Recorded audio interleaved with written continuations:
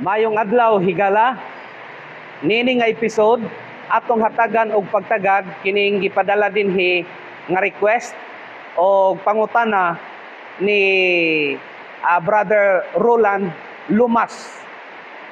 Ang iyang pangutana, nag-ingon siya, Pastor, hatagin nig pagtagad, hinaot ba unta nga imo ning himuan og video, okay ra ba sa atong SDA nga mo celebrate og Pasko?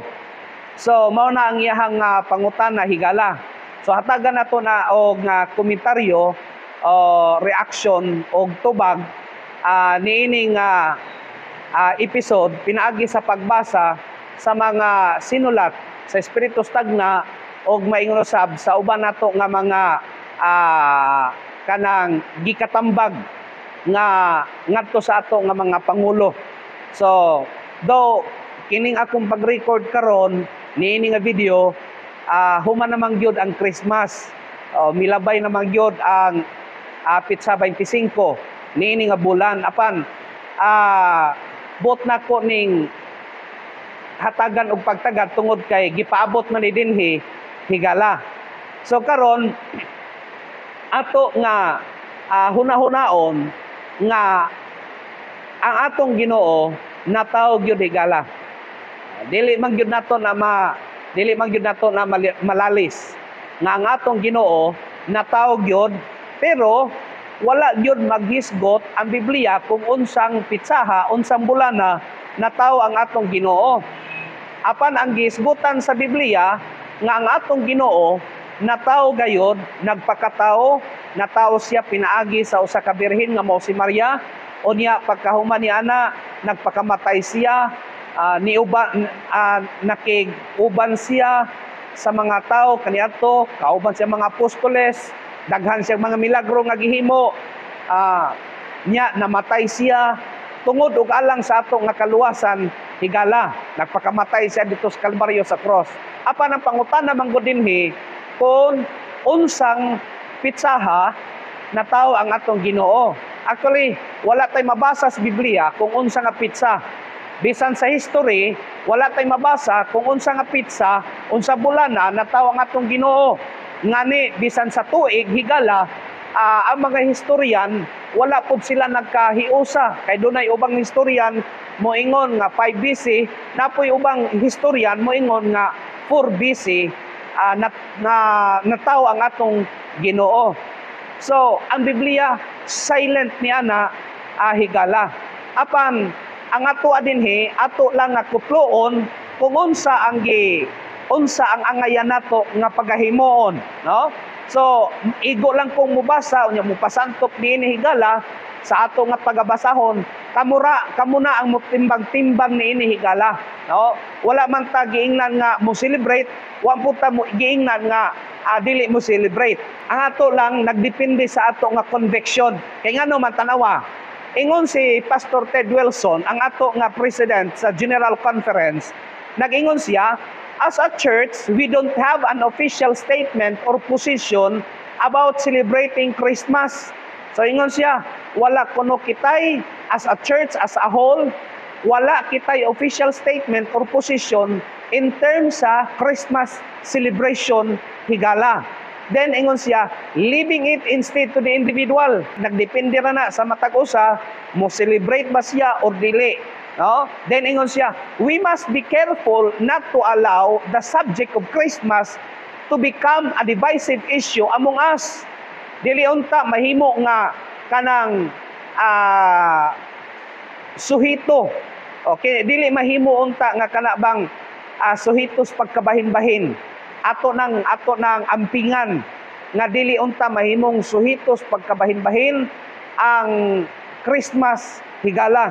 Kay ngano man usahay din himo tungha ang kana mag-criticize ta kay nganong nga ang atong kauban simbahan, nganong atong mga kaigsunan, mga brethren nato nagsaulog sa kanang Christmas, nganong naghanda man sila. So hinaot nga dili na mahimo nga kanang divisive issue, issue sa panagkabahin-bahin, kundili himuon nato nga kung unsa ra ang ato nga conviction Kung dili ka mo saulog higala tungod kay maunay imong conviction, then so be it. Apan ayaw hilabti o ayaw pud hukmi ang imuhang kauban simbahan nga nagahimo ni ana o nagahimo sa pagsaulog niya na nganuman wala man tay kanang official statement o position about sa Christmas celebration. Dugang pa si Pastor Angel Manuel Rodriguez, ang former Biblical Research Institute Director, nag-ingon siya, "Let me clarify that Adventists are not, nor should we be, against Christmas." Ingon siya, dili ta. Ingon siya, klaruhon ako ni nga ang Adventista, dili supak sa Christmas. Why would we be against a period of time when Christians remember the birth of our Savior?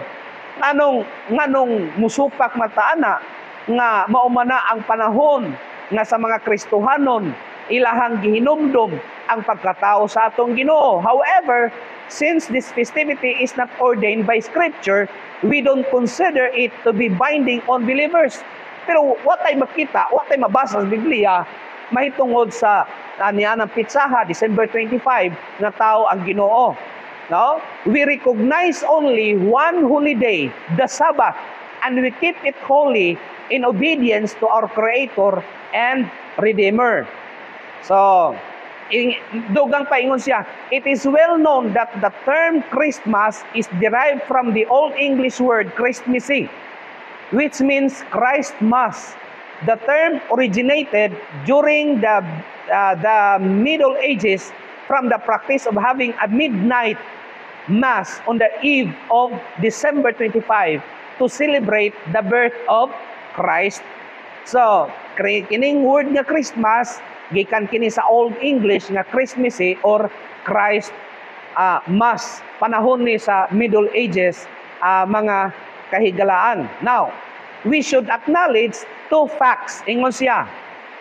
First, we do not know why God in His providence chose not to preserve for us a record of the day of Jesus' birth. There is no need to speculate about this. Wala tay, ingon siya nga, wala ta masayod, nga numan nga, gitago man is Ginoo, nga nung wala man igipadayag sa Ginoo. So, wala ta masayod niya na. There is no need to speculate about this.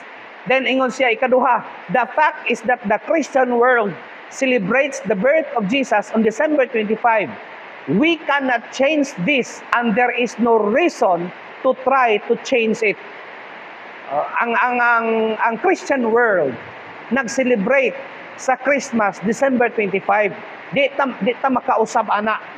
O wala po'y rason nga atong usbon. Attempts to reject the feast are based on the absence of biblical evidence and its possible connection with a pagan feast. Therefore, we should leave this matter to the conscience of each individual. So, tungod kay ang kinatibukan nag-celebrate sa Christmas December 25 og ang kining wala man po silent man pod ang Bible about sa pizza ug bulan sa pagkatao sa atong Ginoo higala. So nag-ingon siya nga therefore we should leave this matter to the conscience of each individual. So nagdepende na nato sa konsensya nato mo celebrate ba ta or dili. Having said that, let me state again that there is absolutely nothing wrong with selecting any particular time to meditate and reflect on the incarnation of our Savior. So ingon si Pastor Rodriguez, nag-ingon siya nga walay absolute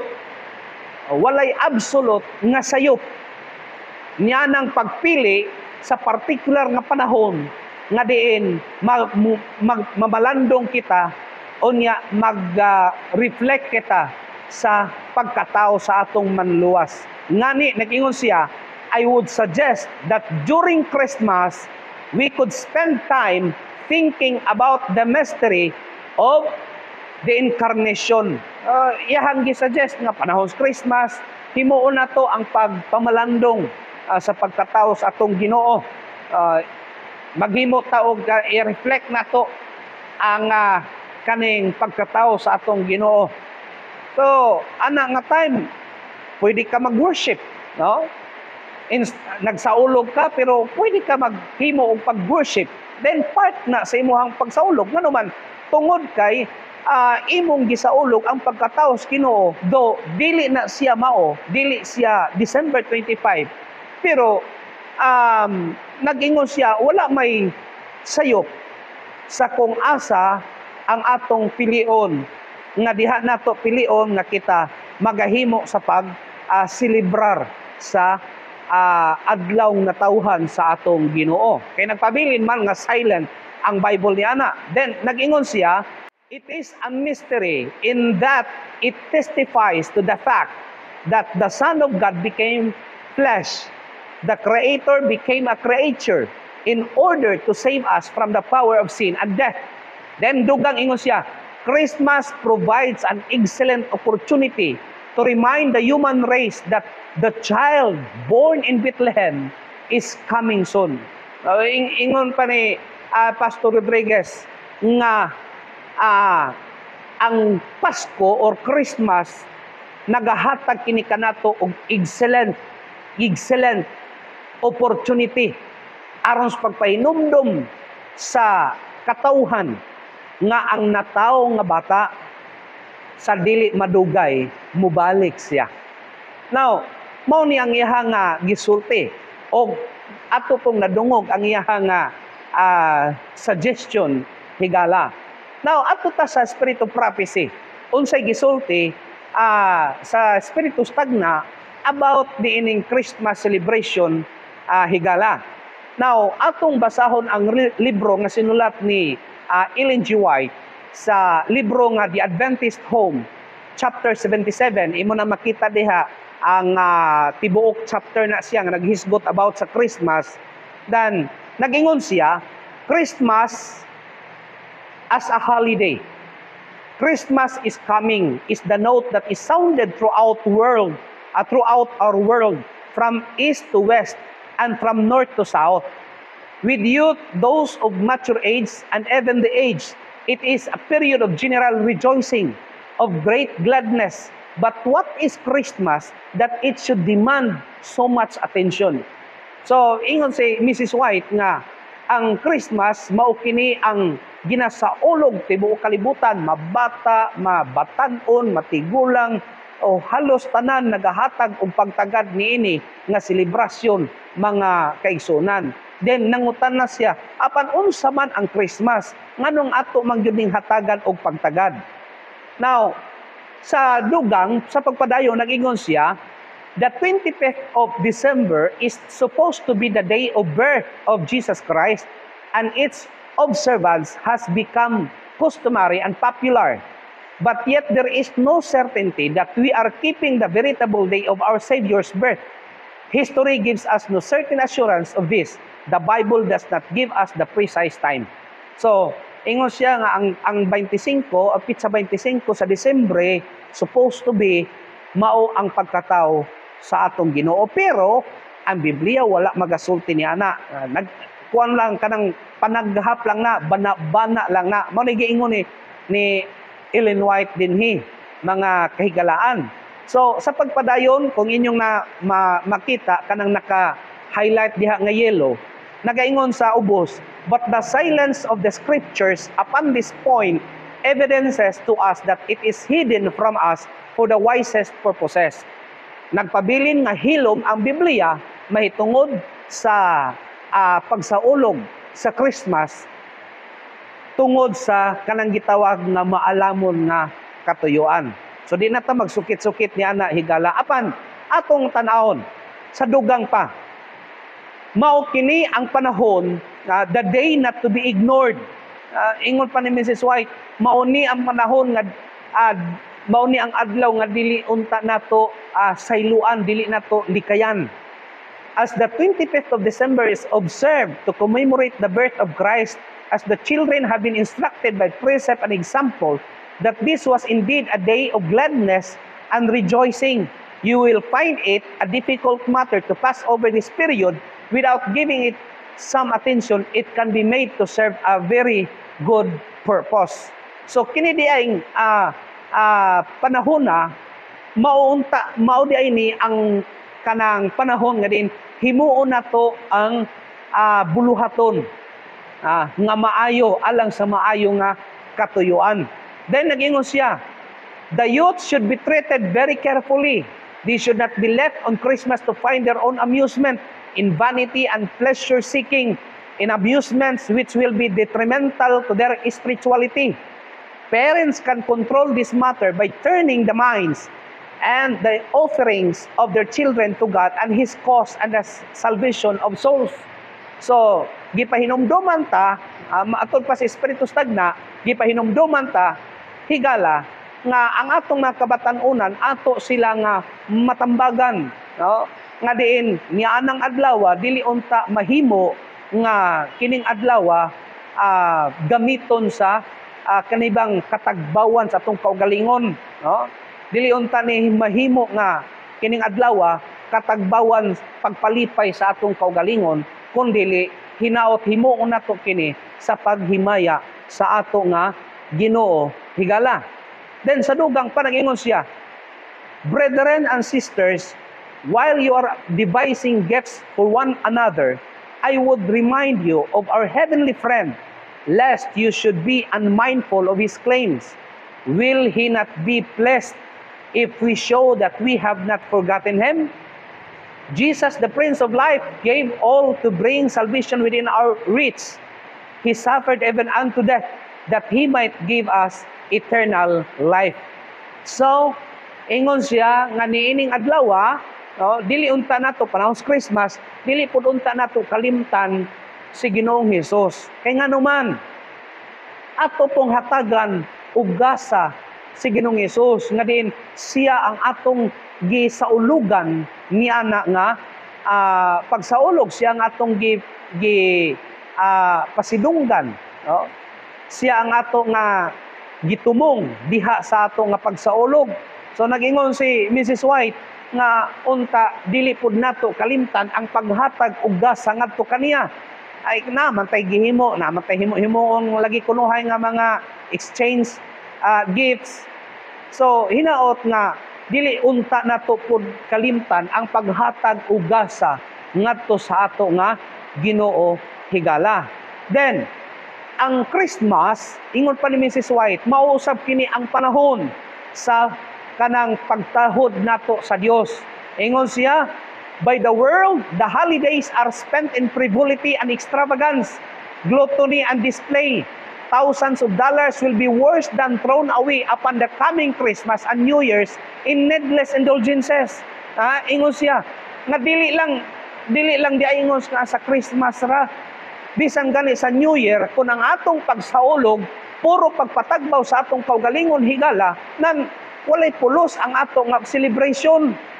Buti pa sabot, dili lang diingon nga nag-celebrate ta sa New Year, kundi kay giapil man gyud niya dinhi coming Christmas and New Year in needless indulgences. Buti pa sabot, way pulos nga mga kanabang mga pagpatuyang, way pulos nga kalipay.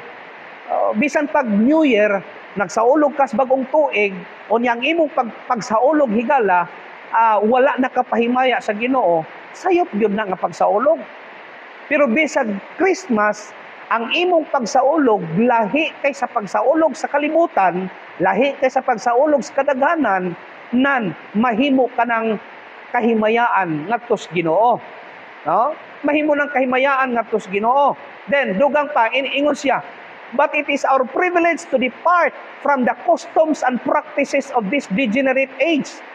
And instead of expending means merely for the gratification of the appetite or for needless ornaments or articles of clothing, we may make the coming holidays an occasion in which to honor and glorify God.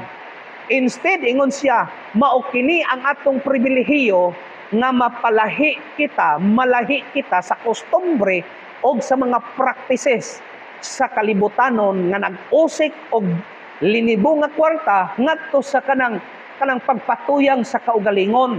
Nan ingon siya, we may make the coming holidays an occasion in which to honor and glorify God. So, ingon siya nga himuon nato ang moabotay nga kanang holiday or holidays, like for example Christmas, nga usa ka okasyon sa pagtahod o paghimaya ngadto sa atong Dios. Pinaagi sa unsa?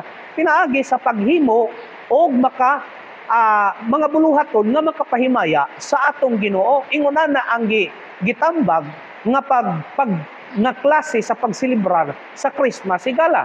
Then nagingon pa siya, Christ should be the supreme object, but as Christmas has been observed, the glory is turned from him to mortal man whose sinful, defective character made it necessary for him to come to our world.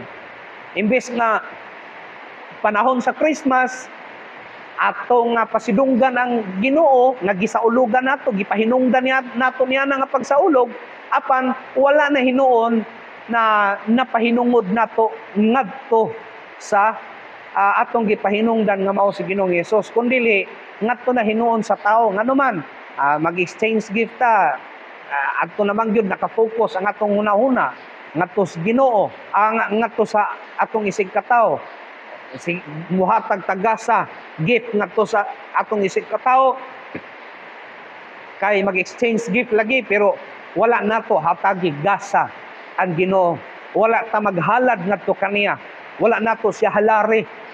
So mao na ang diferensya diha higala. So dugang paingon siya mahitungod sa Christmas tree. Okay, adunay uban karon nga mga Adventista nagunahuna nga dili ta pwede mubutang og Christmas tree kay iyan nas pagano. Now higala tinuod man nga dunay kasaysayan mahitungod sa pagano. Apan higala matod pa Espiritu Stagna, nag-ingon siya, God would be well pleased if on Christmas each church would have a Christmas tree on which shall be hung offerings, great and small, for these houses of worship.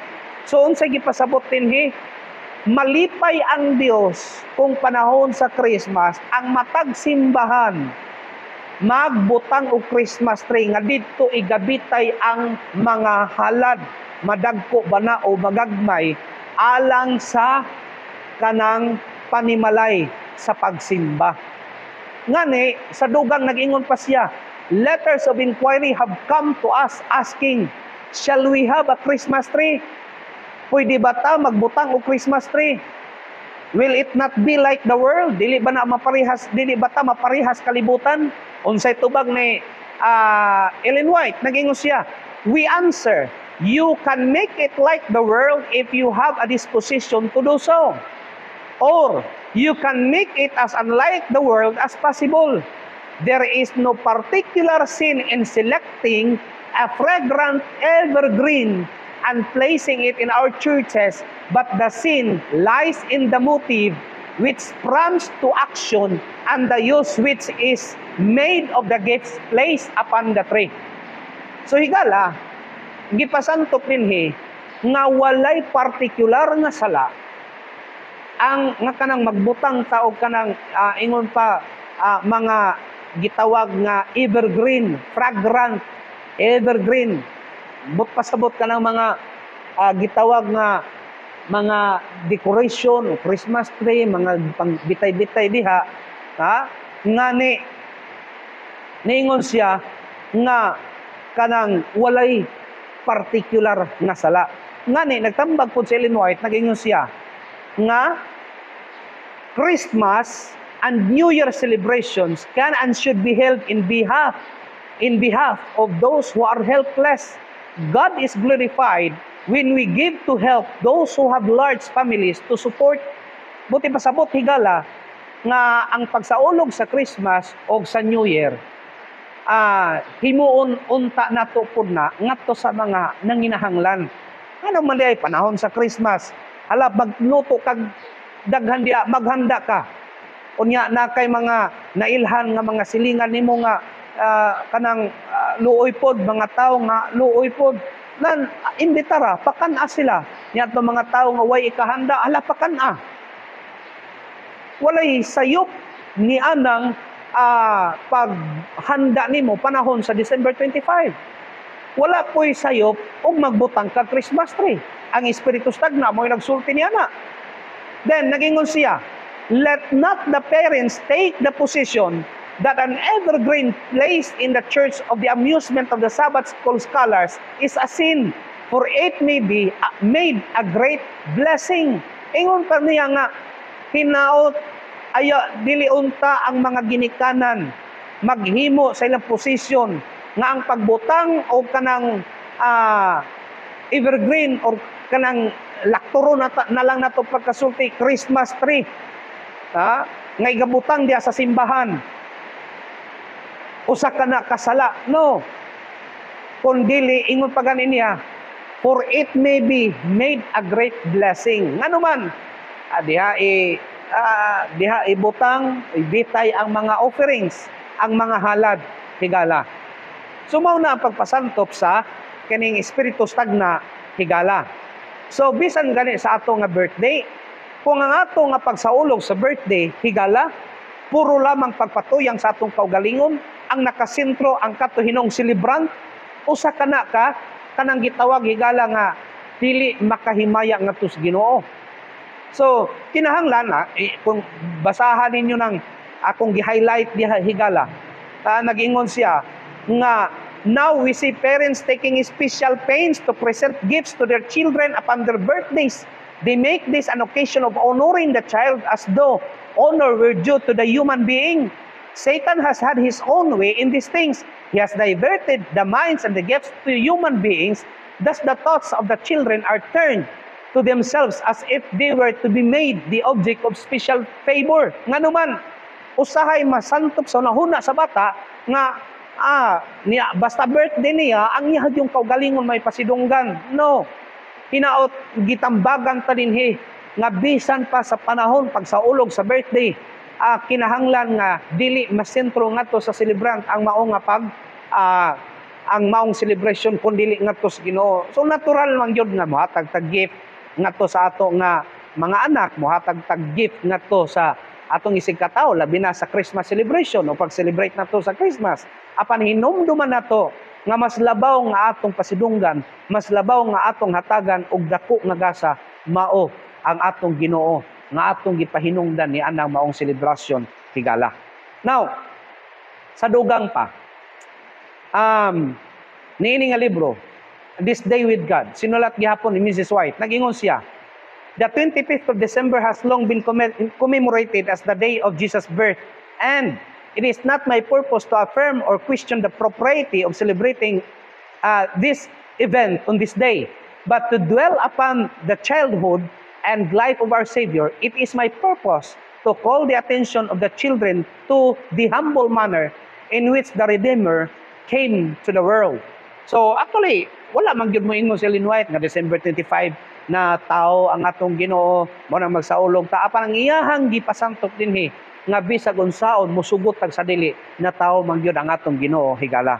Then nagingon pa siya dinhi sa maurag gyapon nga libro, although we do not know the exact day of Christ's birth, we would honor the sacred event. Ingon siya, bisag wala ta mahibalo sa eksakto gyud nga adlaw sa pagkatao sa atong Ginoo, apan ingon siya, ato nga tahuron ang sagrado nga event o panghitabo. May the Lord forbid that anyone should be so narrow-minded as to overlook the event because there is an uncertainty in regard to the exact time. No, nay, ingon pang Mrs. White, nay uban nga mga narrow-minded, but pasabot nga gamay ra gyud sinabtan. Ingon pa sa uban, gamay ra bright. Dili unta nato ni gitawag nga ma-overlook. Ang kanabang kumo kay wala na taw ang Ginoo niya ng adlaw, murag kumbaga prejudice kayo tadiha higala, no? So ang giingon niya, atong tahuron ang sagrado nga panahon higala. Then sa katapusan nagingon siya, let us do what we can to fasten the minds of the children upon those things which are precious to everyone who loves Jesus.